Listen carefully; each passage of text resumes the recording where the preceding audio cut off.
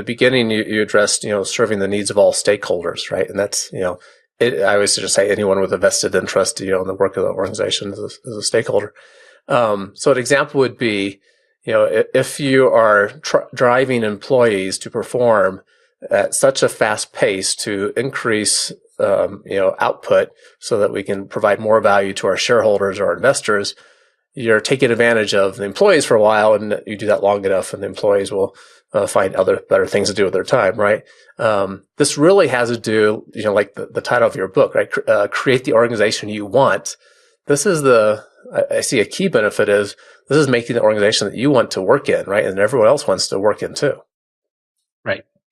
Well, that's the what's in it really for me, right? Is it's your opportunity to create the organization you want to work inside of and be a part of.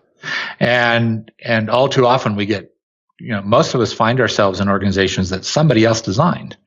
So it's not, the entrepreneur gets to design their own organization, and often it's not done consciously. And so this book is useful for recreating or redesigning. It's also useful if you're designing it for the first time. You've got a viable product.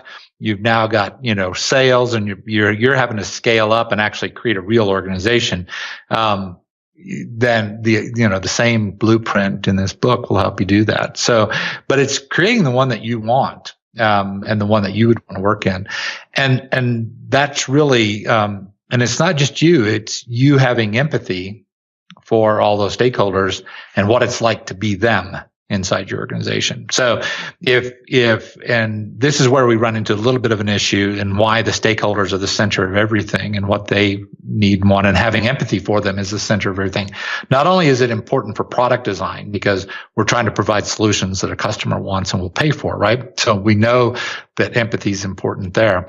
But from a business designer perspective, if you're the owner or a senior leader, oftentimes the design for your personal 401k or your retirement or flipping it or whatever your objective is, you may not care about all those other stakeholders. And so this really is about a situation where you care about creating a sustainable company. Even if you're going to sell it, you should be able to get more money for a sustainable company than one that's doing boom bust curves, right? And we're not sure and uncertain about the future.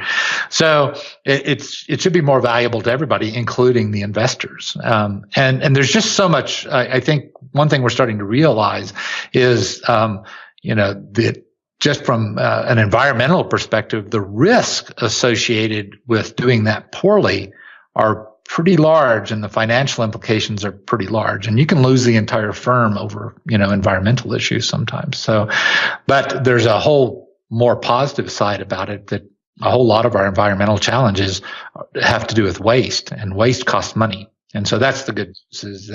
But all too often we look at some of these as making trade-offs, and this isn't about a zero-sum game of making trade-offs. It's about redesigning things so that they do create value for the multiple stakeholders.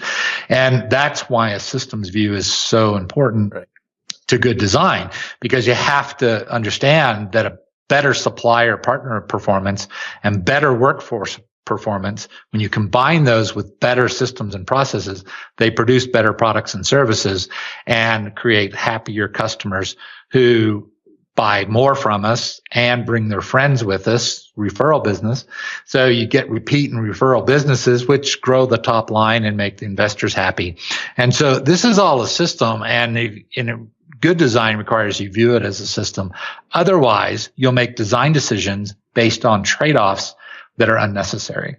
Now, we still, as organization designers, face trade-offs and sometimes have to make them.